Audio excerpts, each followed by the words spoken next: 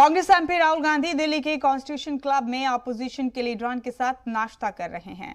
राहुल गांधी के इस चाय पार्टी में 14 जमातों को बुलाया गया है। जराये के मुताबिक इस दौरान पेगासस जासूसी मामले को लेकर अराकीन पार्लियामेंट के दरमियान मुश्तरका हिकमत अमली पर चर्चा के इम्कानात हैं। राहुल गांधी के दावतनामे पर अपोजिशन के लीडरान कॉन्स्टिट्यूशन क्लब में जुटने लगे हैं। जराये के मुताबिक अपोजिशन की कोशिश ये है कि पेगासस मुद्दे पर अपोजिशन मुत्तहिद हो। वहीं दूसरी जानिब अपोजिशन के हंगामे की वजह से पार्लियामेंट में कामकाज ठीक से नहीं हो पा रहा है। शिवसेना ने कांग्रेस के सुर में सुर मिलाया है और इतना ही नहीं, बीजेपी के मुआविन जेडीयू ने भी पेगासस मामले की जांच की बात कही है।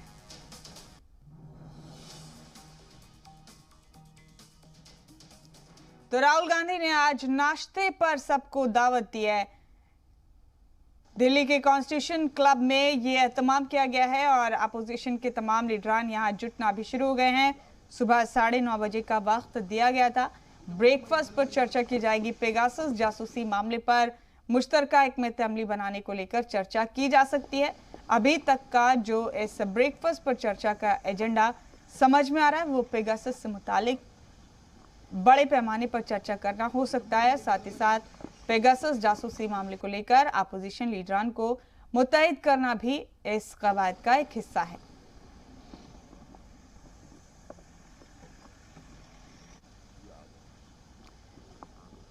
तो ये अहम अपडेट इस वक्त आपको दे रहे हैं। दिल्ली के कॉन्स्टिट्यूशन क्लब में अपोजिशन लीडरान को राहुल गांधी की तरफ से दावत दी गई है। ब्रेकफास्ट की नाश्ते पर बुलाया गया राहुल गांधी की तरफ से और इन लीडरान के साथ राहुल गांधी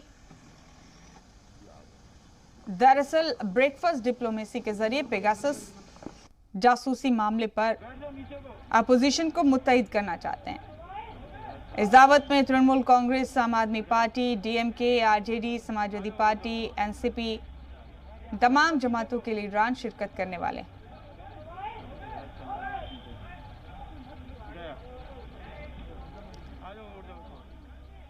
और हमारे साथ इस मामले पर, इस अहम अपडेट पर हमारे साथी आसिफ इकबाल मौजूद हैं। आसिफ का रुख करेंगे यहाँ पर। आसिफ, ब्रेकफास्ट डिप्लोमेसी को अपोजिशन को मुत्तहिद करने के लिए कारगर कवायद की तरह राहुल गांधी ले रहे हैं और 9:30 बजे का वक्त दिया गया था। लीडरान का जुटना भी शुरू हो गया है। क्या इस डिप्लोमेटिक स्टेप से पेगासस जासूसी मुद्दे को और ज्यादा मजबूती से उठाने में अपोजिशन के तमाम लीडरान की मदद ले पाएंगे राहुल गांधी? आसिफ, देखिए मुमताज, मैं आपको बताऊं कि ये बैठक शुरू हो गई है और हमारे सामने ही हो रही है, लेकिन थोड़ा डिस्टेंस है क्योंकि वो जैमर और तमाम चीजों का जो होता है जो उनका, उसकी वजह से थोड़ी दिक्कतें आ रही थी, टेक्निकल दिक्कत थी, इसलिए हम इधर आ गए। और मैं आपको बताऊं कि देखिए साफ तौर पे है कि धीरे धीरे करके तमाम लीडर पहुंचना शुरू हो चुके हैं और बल्कि आप ये कह लें कि राहुल गांधी के आने के साथ ही और जितने भी लीडरों को उन्होंने दावत दी थी लगभग अपोजिशन के तमाम दल जो है वो शामिल हो गए। लेकिन मैं आपको बताऊं कि दिलचस्प क्या है। दिलचस्प ये है कि बहुजन समाज पार्टी नहीं है, बहुजन समाज पार्टी कोई नुमाइंदा नहीं है, वो तय था क्योंकि बहुजन समाज पार्टी ने इसमें शुरू से ही दूरी बना के रखी है, वो उनके साथ नहीं दिखना चाहते। लेकिन दूसरी बात मैं आपको बताऊं कि सबसे इंटरेस्टेड ये है कि आम आदमी पार्टी का भी कोई नुमाइंदा अभी तक नहीं पहुंचा है। आम आदमी पार्टी जो लगातार अपोजिशन की किसी भी बैठक में शामिल रही है, साथ खड़ी रही है, लेकिन अब उसका नुमाइंदा भी यहाँ पे नहीं है। ये बहुत ही दिलचस्प बात नजर आती है। क्यों? क्योंकि साफ तौर पे ये माना जा रहा है कि आम आदमी पार्टी को साथ होना चाहिए था, आम आदमी पार्टी को इस बैठक में होना चाहिए था, लेकिन वो नहीं है।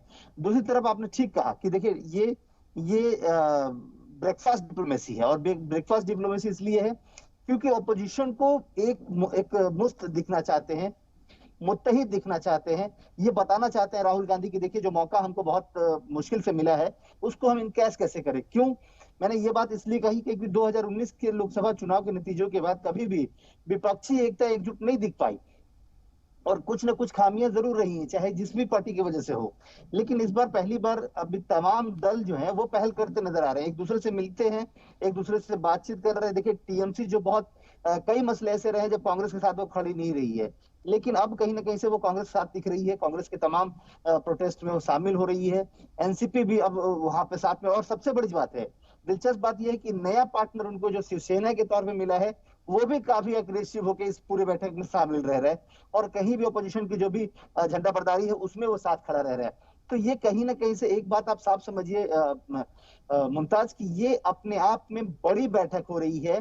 इसके जरिए ये तय होगा कि इस बार लोकसभा में बचे हुए दिन क्या ऑपोजिशन सरकार की बातों को मान के संसद चलने देगा, या फिर अपनी मांग पे अड़ा रहेगा और इस बात को मनवाने की पुरजोर कोशिश करेगा कि पेगासस की जांच होनी चाहिए। मैं आपको एक दिलचस्प बात और बता दूं, अभी की बड़ी खबर है कि नीतीश कुमार के बाद जीतन राम मांझी ने भी बीजेपी को आंखें दिखाई हैं, और जीतन राम मांझी कह रहे हैं कि आखिर क्या जरूरत पड़ी हुई है सरकार को जो ये जांच नहीं करा रही है। अरे आपको संसद चलाना है तो आप विपक्ष की मांग मानिए, क्योंकि ऐसा अक्सर होता रहा है कि जब विपक्ष की मांग मानी जाती है तो संसद चलता है।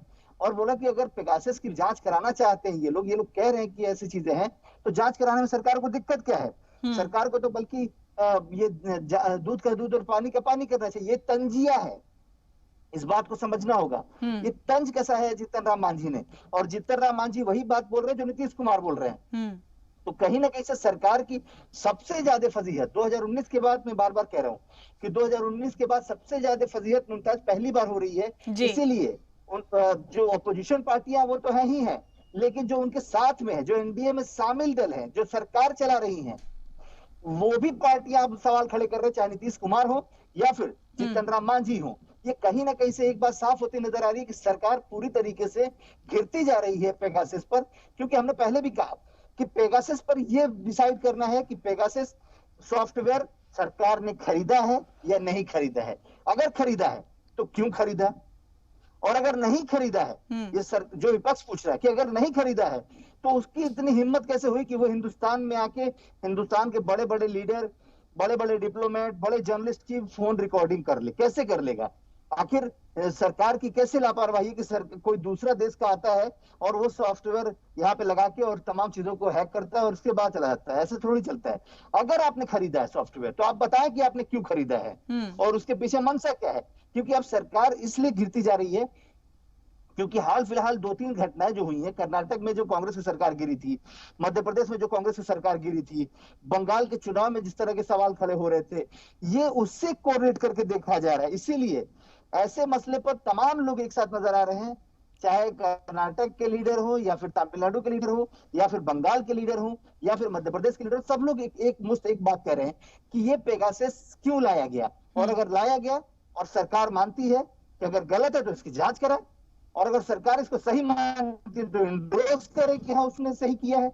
इसी बात में सरकार फंसती नजर आ रही है। इसीलिए आज जो अपोजिशन की बैठक हो रही है मुमताज, ये बहुत अहम इसलिए कहा जा सकता है कि पहली बार राहुल गांधी भी फ्लेक्सिबल नजर आ रहे हैं जी, क्योंकि राहुल गांधी को बार बार ये कहा जाता था कि राहुल गांधी के अड़ियल रवैये के चलते ऑपोजिशन के लोग एक साथ नहीं हो पाते हैं, राहुल गांधी मैच्योरिटी नहीं दिखाते। लेकिन अब कहीं ना कहीं से राहुल गांधी भी लगातार पॉलिटिक्स में है, बहुत साल हो गए, उनकी मैच्योरिटी लेवल अब बढ़ रही है। अब वो जिस तरीके से तमाम चीजों को बिल्कुल आसिफ, और ये बातें अब इसलिए भी कही जा रही हैं जो आप अक्सर हर गुफ्तगू में बताते हैं, पहुंचाते हैं हमारे नाजरीन तक, कि राहुल गांधी का लेवल ऑफ मैच्योरिटी अब काफी बड़ा है।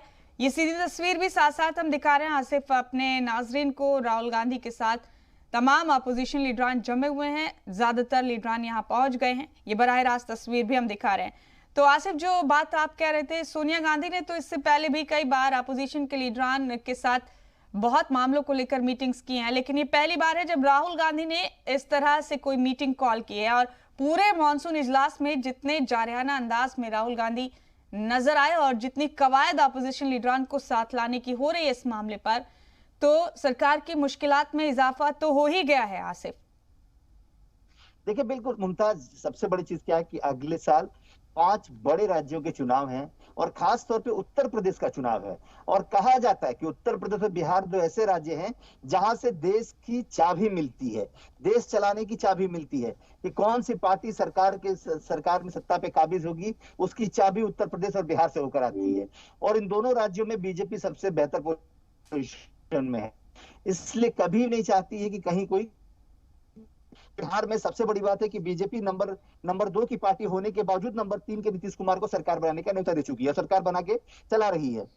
दूसरी तरफ मैं आपको बताऊं कि जो और सबसे बड़ी बात है वो ये है कि उत्तर प्रदेश किसी भी हालत में बीजेपी अपना किला नहीं ढहते देखती देखती है, इसलिए उसने पूरी किलेबंदी की है। सबसे ज्यादा सांसद पूरे देश में उत्तर प्रदेश ने बीजेपी को दिया है। तो बीजेपी कभी नहीं चाहती कि उत्तर प्रदेश में कोई खामियाजा भुगतना पड़े, और उत्तर प्रदेश का चुनाव नजदीक है, तो इसलिए सारी रणनीति उसी के इर्द गिर्द है।